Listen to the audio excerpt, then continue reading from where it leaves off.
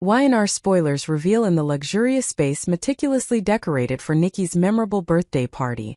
Everything is carefully prepared down to the smallest detail. From the vases of white and purple orchids, the flickering candlelight reflecting on the classic glass panels, to the symphony orchestra passionately playing the soothing background music for this lavish party. Famous guests of Genoa City's elite gathered, not only to congratulate Nikki but also to witness the bond between the two oldest families, Newman and Abbott, through every look, every wish and even every small gesture between the members. In that context, Kyle carried a fragile hope, slowly walking into the middle of the great hall, his mind filled with countless scenarios of a bright future that Claire had once painted. All his preparations, from his neat outfit, his neatly combed hair, to his determined gaze, were all directed towards a single goal: to gain Victor's trust, and through that, regain his lost position in the business world as well as in the hearts of the most powerful people. But from the moment he stepped into the party, Kyle felt the coldness emanating from Victor's eyes, a gaze that was not easily shaken.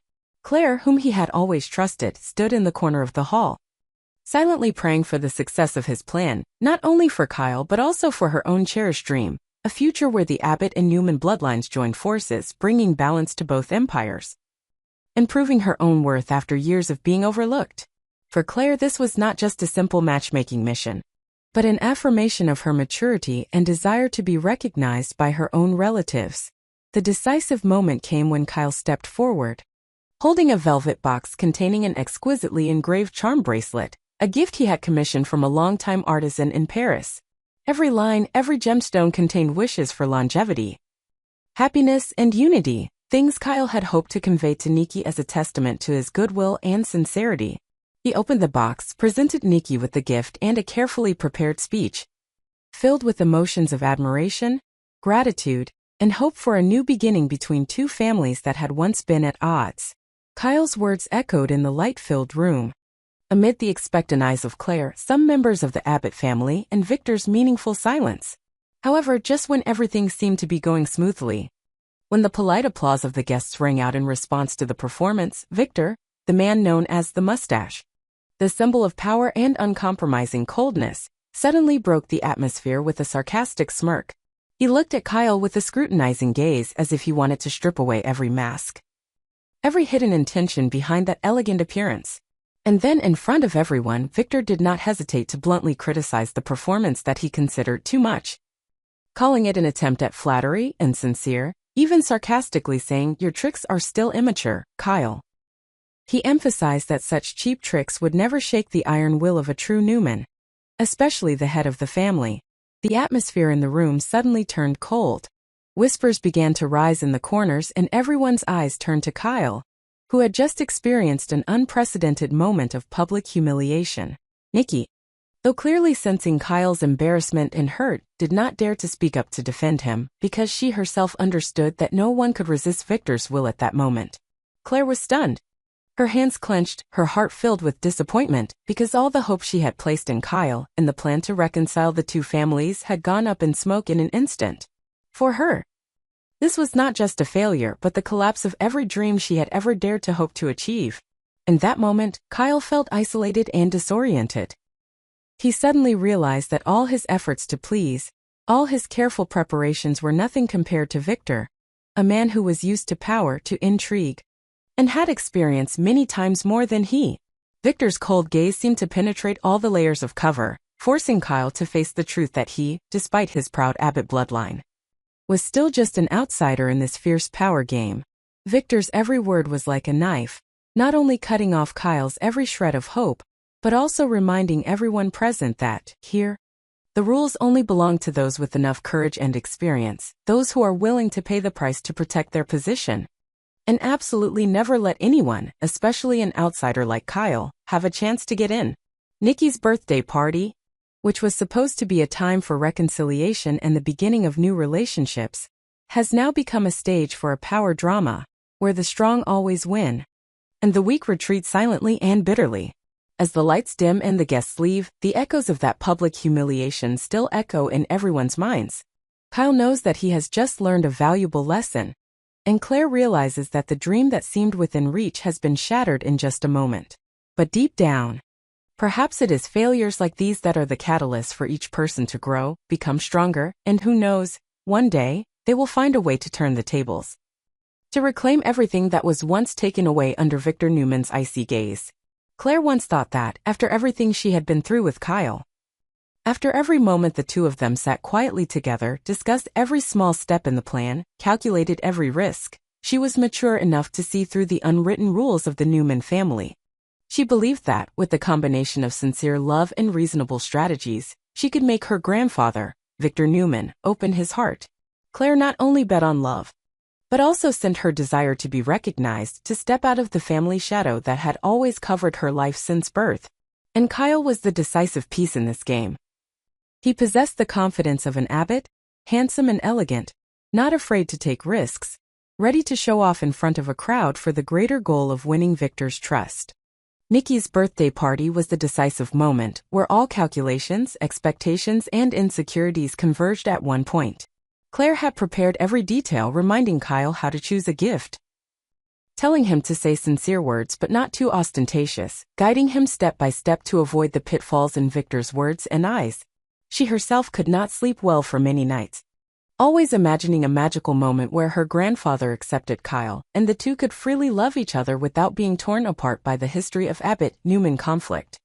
But perhaps the most painful thing in life is not being rejected by others, but believing in a miracle for too long only to witness it collapse in the blink of an eye.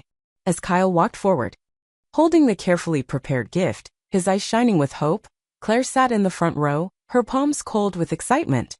She watched Kyle's every gesture, every speech he tried to convey completely the sincerity, the affection, and the hidden anxiety inside. It was a moment when Claire's entire world hung between hope and fear, where a nod from Victor would change everything. However, what happened next was completely opposite to Claire's expectations. Victor, with his cold eyes that had experienced countless power struggles, was not moved by sincere words or expensive gifts. He looked at Kyle with a penetrating gaze, not hesitating to expose the intentions behind the performance that Kyle had tried to build. In everyone's eyes, Claire felt both her boyfriend's humiliation and her grandfather's iron pride. Victor not only simply rejected Kyle but also exposed that effort as a farce, making both Claire and Kyle feel like they were just small pawns in his game of power. From the front seat, Claire was rooted to the spot, her heart breaking with each beat as she realized that all her expectations were turning to dust in front of all the most powerful people in Genoa City. But the tragedy did not stop there. If a cold rejection was enough to make Claire fall into despair, Kyle's stubbornness in seeking more opportunities pushed everything into the abyss of humiliation. Because Kyle, after being bluntly rejected by Victor, struggled to stand up, regained his confidence and tried to make another gesture in the hope of recovering the bad impression he had just made. For Claire, that moment was like a knife piercing the self-esteem of both of them. She clearly felt everyone's scrutinizing eyes, the whispers of gossip and the pity that no one dared to say out loud. Kyle was no longer the elegant, confident man he was when he entered the party, but became someone who tried to cling to a fragile hope, only to receive a look of hatred and utter disappointment from Victor. Her grandfather did not hide his contempt, even openly emphasizing in front of all the guests that he underestimated Kyle not because he was an Abbott, but because he was too clumsy, too childish to try to use old tricks to manipulate the trust of a true Newman. For Victor, being hated for being an Abbott was still better than being despised for not being brave enough to manipulate properly. This was what had completely destroyed what remained in Claire's heart about a miracle for her love. Claire sat there quietly, her eyes filled with tears, but she did not dare to let anyone see. Because she understood that any expression of weakness at this moment would only make others look down on her more. In her head echoed the advice, the harsh lessons about power, about the cruelty of the Newman family, where personal feelings must always be subordinated to the common good, and where no one was allowed to go against the head's will. Even if that person was her own granddaughter. Victor's every word seemed to be engraved in Claire's mind, turning all the sweet illusions of a happy tomorrow into wounds that were difficult to heal. She realized that she had bet everything, not only her love, but also her belief in her ability to persuade, in her role in the family, only to lose everything on a birthday night that should have been filled with joy. Kyle, after that humiliating defeat, no longer dared to look straight at Claire. He clearly felt the distance growing between them, a distance that came not only from the difference in race, but also from their wounded pride, from the feeling of helplessness when they could not protect or bring joy to the person they loved. In that moment, both of them understood that, no matter how much they loved each other, no matter how hard they tried, Victor's absolute power was still a wall that could not be overcome by simple feelings or immature tricks. The whole night after the party, Claire could not sleep. What happened repeated in her mind, every cold look from Victor, every humiliating sentence from Kyle. Every desperate effort that both of them had tried to make only to receive a resolute shake of the head. She began to doubt everything about herself. About her ability to appease her grandfather as everyone expected, about her true worth in a world where everything was measured by power and absolute loyalty. Claire wanted to rebel, wanted to decide her own fate for once, but what happened proved that she was still too small in Victor's eyes, and even in her own eyes. The next day, Kyle left quietly, leaving Claire alone to face the harsh truth. There was no more halo of the party, no more fake congratulations, only the echo of a failed game in which she was the one who suffered the most. Victor was still calm as if nothing had happened. Nikki, of course, did not want to disobey her husband. And the rest of the family saw this as a lesson for those who dared to dream in the middle of a real battlefield. Claire understood that in Victor Newman's world, there was no place for sweet illusions. She must learn to be strong, learn to stand up from failure, and most importantly, find her own path, not depending on the approval of anyone, even the person she once loved and respected the most.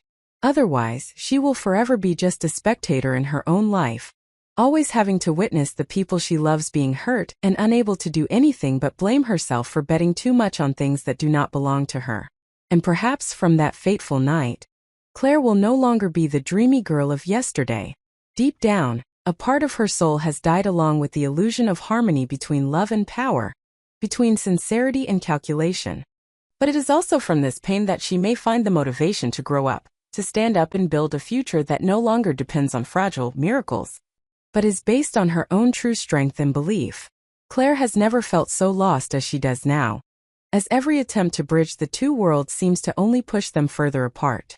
She grew up surrounded by the Newman family, conscious of the enormous shadow cast by her grandfather Victor Newman over every aspect of her life. From a young age, she learned that loyalty, family honor, and respect for Victor's authority were unshakable values, even more important than personal feelings. However, it was only when she fell in love with Kyle that Claire truly understood the price of freedom and love against an untouchable force like Victor. In the mansion filled with lights and music on the night of Nikki's birthday party, Claire felt like a person caught between two fronts. On one side was Victor, the man who once manipulated an entire city, always controlling everyone close to him with an iron will and cold, ruthless acumen. He never spoke much, but just one look, one sharp remark was enough to make the whole room hold its breath. On the other side was Kyle, the boy in whom Claire had placed all her trust, love, and aspirations for a future no longer haunted by the Newman, Abbott history. But now everything was turned upside down. Kyle had not only failed, but was also publicly humiliated by Victor, a man who was once a model of strength, but also a symbol of obstruction, denial, and mental violence. Claire witnessed the moment her boyfriend was crushed under the invisible pressure her grandfather unleashed, clearly feeling every contemptuous glance, every insinuation from Victor like cold knives cutting deep into Kyle's self-esteem. She understood that, for Victor, this was not simply a personal battle, but a message to the entire Genoa City power community. No one, whether from the Abbott or any other family, could date a Newman without paying the price. Claire tried to convince herself that she could still stand firm in the midst of this storm, but as the days passed, she found herself sinking deeper and deeper into a conflict with no way out. That night, she sat silently in a hidden corner, listening to the gossip around her, clearly feeling the pain of Kyle struggling to face failure, while Victor saw it as proof of his own rightness. Every time Kyle failed, every time he tried to please or prove himself and was harshly rejected, Victor only became more convinced of his point of view. "See, Claire? Is this the one you chose?" The question did not need to be uttered aloud, because it echoed in her grandfather's cold eyes, in the tense, stifling atmosphere that filled the house all night long. Kyle, for his part, could not hide his despair. He had thought that as long as he was sincere, as long as he loved Claire and was willing to sacrifice, everything would be seen correctly. But no, to Victor, That meant nothing. The head of the Newman family did not wait for Kyle to prove his mettle, nor did he need any flattery or clumsy promises. He wanted Kyle to realize his limits, to retreat in bitterness, to give up so that Victor could continue to control everything as he had always done for decades. Therefore, the more Kyle tried, the more he was pushed into a weaker position, and each of his efforts only provided more reasons for Victor to convince Claire that this is a boy who is not strong enough, not wise enough, and most importantly, never good enough for a Newman. Outsiders might think this was just an emotional dispute, a Romeo-Juliet love story between two rival families. But in reality, this is a demonstration of Victor's power and deep control over every member of the family, especially Claire. Victor has never forgiven anyone who makes him feel out of control. He understands that accepting Kyle, even once, is paving the way for the erosion of power, setting a dangerous precedent for the future of the Newman family. For Victor, family is never a place to test tolerance, but an impregnable fortress of power and legacy. Claire is increasingly tired of the constant battles. Every morning when she wakes up, she has to brace herself to face her grandfather's scrutinizing eyes, to reassure herself that love is worth it, that with just a little more effort things will change. But with each passing day, Claire sees that belief fading.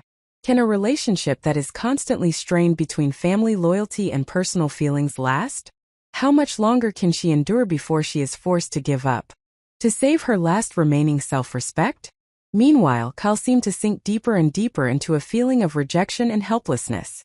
After each failure, he quietly withdrew, wondering if there was still a way to Victor's heart. But for those who had faced Victor Newman, everyone knew. Once he closed the door, no one could break it. For Victor, Kyle's unworthiness was not just a personal prejudice, but a principle, a solid fence protecting all the family's values. That determination was not only aimed at Kyle, but also a warning to the whole world. Whoever wants to date a Newman woman, be prepared to overcome unimaginable challenges. If you are not strong enough, withdraw automatically. Every time Victor denied, every time he mocked Kyle's efforts, he secretly sent a message to Claire. She was wasting her youth, going against all family values for someone who would never be worthy. Claire understood that, but also understood that the human heart is not a machine. The more forbidden it is, the more likely it is to burn fiercely. She loved Kyle not only because of what he brought, but also because he dared to confront, dared to protect their feelings against the terrible pressure of her grandfather. However, the more she loved, the more Claire was in pain, the more torn she felt. The more lonely she felt even in the house that should have been the place to shelter and protect her the most. The public opinion in town did not miss any opportunity to gossip. Nikki's birthday party quickly became a hot topic, not only because of the luxury, but also because of Victor's public humiliation of Kyle. Those gossips did not bother Victor, on the contrary. He saw it as a necessary effect to consolidate his unique position. Claire was different. She felt ashamed, sometimes just wanted to disappear from everyone's sight. Because the more she tried to hide her emotions, the more everyone saw the growing despair in her eyes. Day by day, Claire no longer received sympathy but only reminders, warnings and pity from those who used to be friends and allies. She herself began to doubt. Is this love worth giving up everything? Is it worth confronting her grandfather, the family tradition? To see the person she loves being humiliated again and again. No one could share that confusion. No one could understand except Claire herself. She knew that if she continued, she might have to pay with her future, with the bond with her family, the thing that had nurtured and protected her for so many years.